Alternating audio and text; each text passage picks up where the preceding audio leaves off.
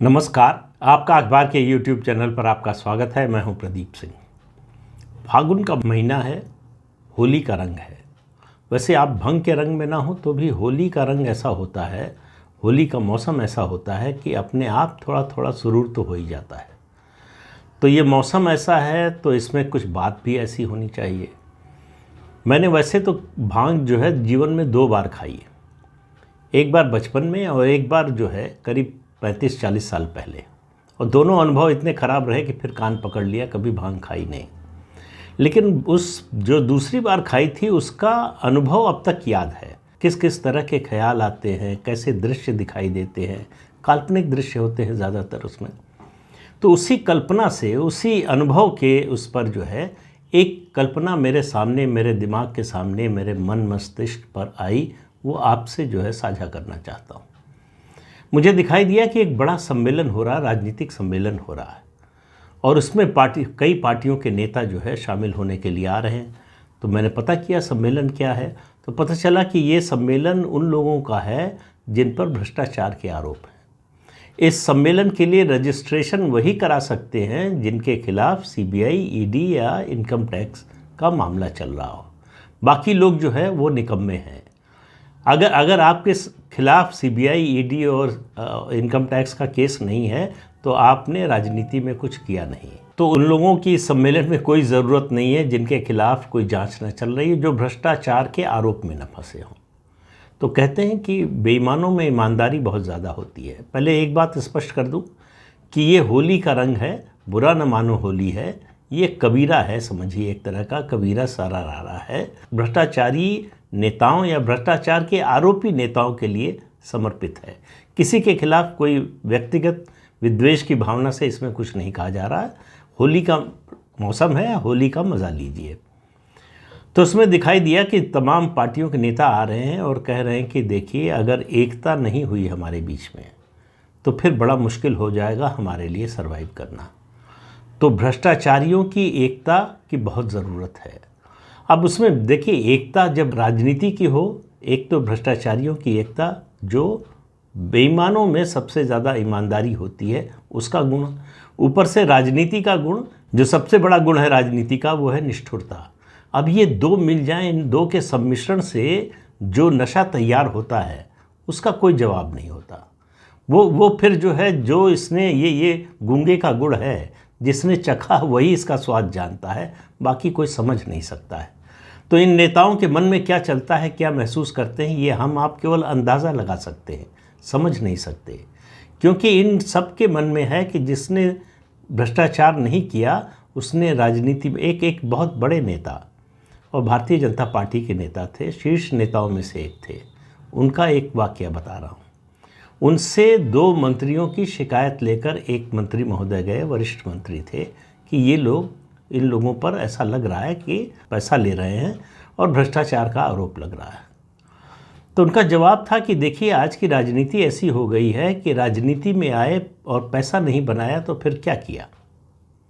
वो सुनकर जो मंत्री शिकायत करने गए थे बहुत ईमानदार थे। जिनसे शिकायत करने गए थे वो खुद भी अपने पूरे राजनीतिक जीवन में बहुत ईमानदार रहे, शुरू से आखिर तक कोई बेईमानी कभी नहीं की। लेकिन एक ईमानदार नेता अगर इस तरह की बात कहे तो दूसरे ईमानदार नेता के लिए जो है वो, इससे बड़ा जो शॉक कोई हो नहीं सकता, इससे बड़ा धक्का कोई नहीं लग सकता। और वो लगा, उन्होंने जब ये किस्सा सुनाया तो बड़ा दुखी होकर ये किस्सा सुनाया। लेकिन ये सम्मेलन पर आते हैं। सम्मेलन हो रहा है, अब सवाल ये हो रहा है कि भाई एकता तो हो जाएगी, पार्टी का अध्यक्ष कौन होगा, एक पार्टी बन जाएगी, प्रधानमंत्री पद का उम्मीदवार कौन होगा। तो अब इस पर बहस चल गई कि उसका आधार क्या होना चाहिए, किस आधार पर नेता चुना जाए या प्रधानमंत्री पद का उम्मीदवार चुना जाए। तो फिर एक सुझाव आया अरविंद केजरीवाल की ओर से। उन्होंने कहा, भाई देखिए, हम भ्रष्टाचार के आरोपी इकट्ठा हैं, तो जिस पर भ्रष्टाचार का सबसे ज़्यादा आरोप है वो हो, या जिसने बहुत कम समय में भ्रष्टाचार के नए नए तरीके ईजाद किए हों वो हो। तो इनोवेशन का ज़माना है, स्टार्टअप का ज़माना है, तो स्टार्टअप से हम तो यूनिकॉर्न बन गए हैं, तो भाई हमें नेतृत्व करने का मौका मिलना चाहिए। तभी खड़गे साहब खड़े हुए। उन्होंने कहा कि गांधी परिवार को देख रहे हैं आप, इनके पूरे ख़ानदान में कभी किसी ने नौकरी ही नहीं की, लेकिन आप देखिए इनकी हैसियत सुल्तानों जैसी है। इनके जीवन में कभी कोई कमी नहीं है, तो हम तो सबसे लंबे समय से भ्रष्टाचार कर रहे हैं, हमारा दावा कैसे कम हो सकता है? और हमने ही सिखाया है बाकी दलों को कि कैसे भ्रष्टाचार करते हैं। हमसे सीख कर आप यहाँ पहुँचे और हम ही को बता रहे हैं कि जो है आप हमसे आगे हैं, तो ये दावा तो नहीं चलेगा। बाकी दलों में खुसफुसाहट शुरू हो गई कि भाई हम लोग तो नए हैं, ये बात तो सही है, वो सबसे पुराने हैं और ये सबसे बाद में आया और सबसे आगे निकल गया। तो रेस कौन जीतेगा?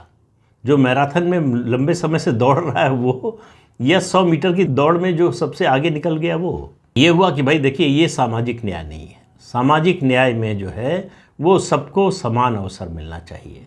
और हमारा संविधान भी कहता है, जैसे ही संविधान शब्द आया उसी समय बहुत से लोग खड़े हो गए कि बिल्कुल सही शब्द है, बिल्कुल सही। संविधान के मुताबिक होना चाहिए। तो भ्रष्टों का नेता कौन होगा, पीएम पद का उम्मीदवार कौन होगा, ये फैसला केवल और केवल सुप्रीम कोर्ट कर सकता है। क्योंकि संविधान की व्याख्या करने का अधिकार तो संविधान ने ही सुप्रीम कोर्ट को दिया है।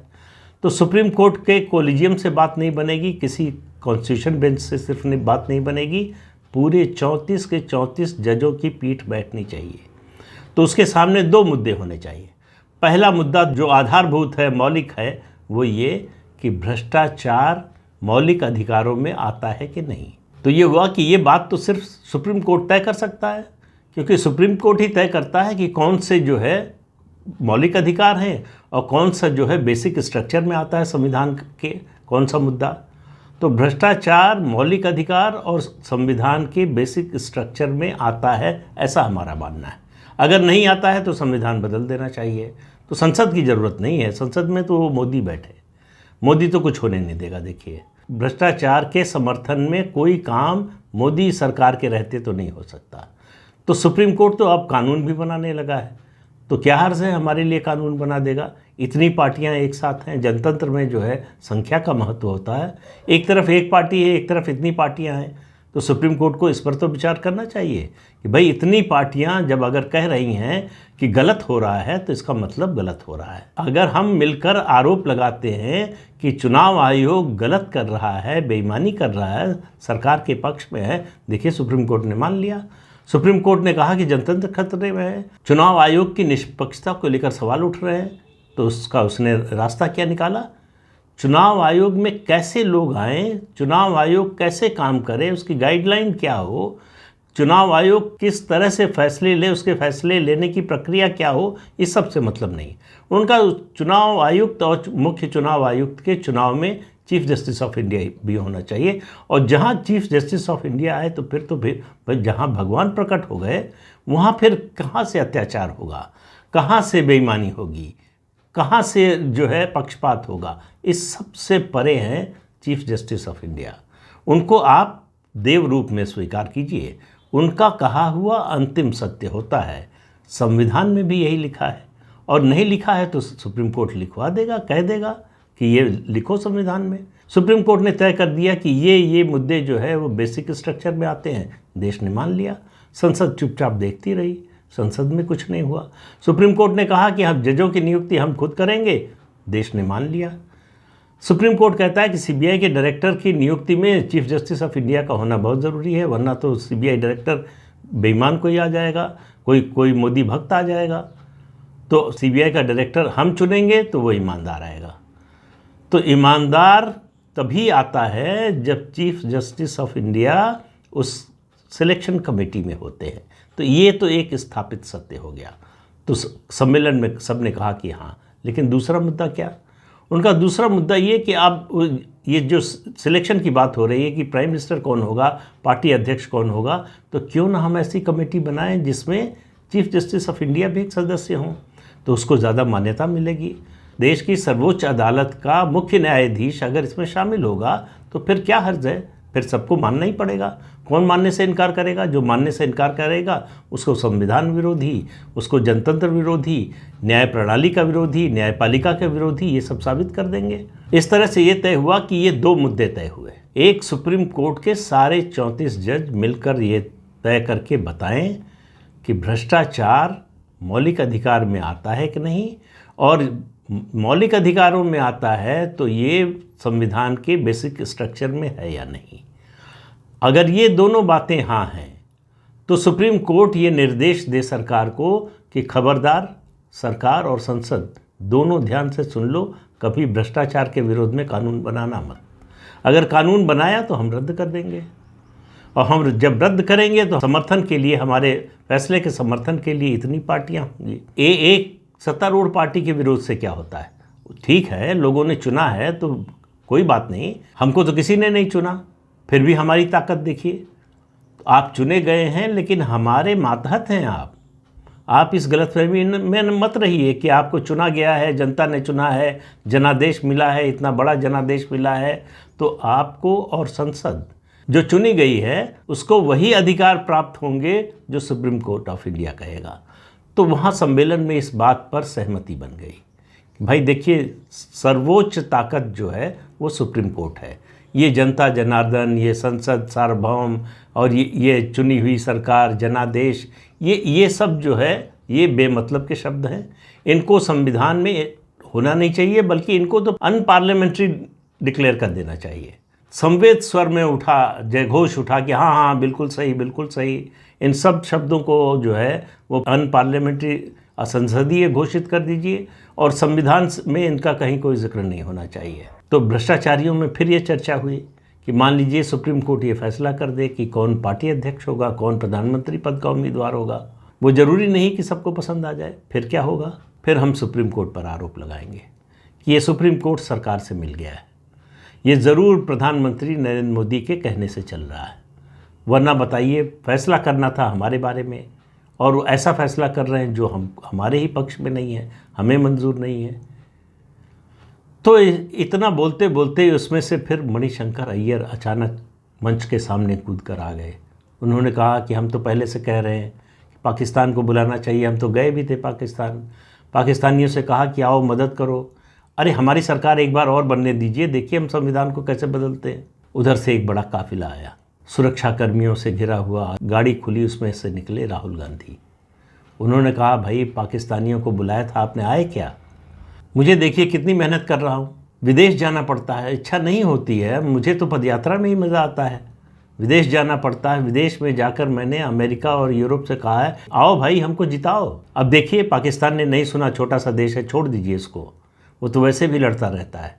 लेकिन अमेरिका और यूरोप ये तो विकसित देश है, ये तो बड़े देश हैं, इनके सामने भारत की क्या हैसियत? ठीक है, मोदी की प्रशंसा हो रही है, होने दीजिए, लेकिन इनको आकर भारत में तय करना चाहिए कि डेमोक्रेसी कैसे चलेगी। इनको आकर तय करना चाहिए कि चुनाव में जीतेगा कौन। ये सब जनता, मतदाता, electronic voting machine, ballot paper, इन सब का कोई मतलब नहीं है। असली मैंडेट वो है जो अमेरिका और यूरोप दे। अमेरिका और यूरोप बताएंगे तो वो सही ही रास्ता होगा। राहुल गांधी ने कहा देखिए हमारे पिताजी के नाना जवाहरलाल नेहरू जी, वो तो शुरू से मानते थे कि जो कुछ यूरोपियन है वही असल में प्रगतिशील है, वही मॉडर्न है, वही अपनाए जाने लायक है। लेकिन हमने क्या किया? उनके जाने के बाद उनकी बात को ध्यान से सुना नहीं है, उनकी बात से हट गए। आज नतीजा देखिए क्या हो रहा है, मोदी प्रधानमंत्री बन गया है। 9 साल हो गए हैं, 10वें साल में भी हम लोग बाहर कुछ भी कहते रहें, लेकिन हम लोगों को तो पता है कि 24 में भी आएगा ही, रोक तो पाएंगे नहीं। तो 29 की तैयारी करते हैं। 29 तक हम लोग सुप्रीम कोर्ट को ठीक कर लें, हम लोग संविधान को ठीक कर लें और हम लोग आपस में एक हो जाएं तो संसद तो अपने आप बदल जाएगी। संसद क्या है? मैं तो संसद में ज़्यादा जाता भी नहीं हूँ, और जब जाता हूँ तो बोलकर आता हूँ और बाहर आकर कहता हूँ कि मुझे बोलने नहीं दिया। हिंदुस्तान में विपक्ष को संसद में बोलने नहीं दिया जाता।